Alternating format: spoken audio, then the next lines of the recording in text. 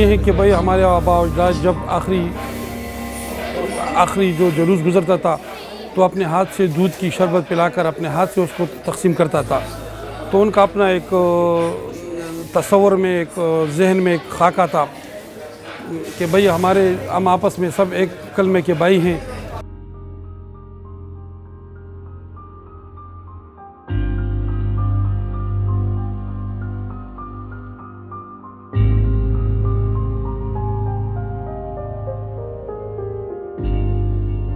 चौहत्तर, 78, 82, 83, 84 इस अशरे की बात कर रहा हूँ जबकि ज़िया-उल हक हुकूमत का मार्शल लॉ नहीं आया था। तो उस वक्त से पहले अमान अमान था।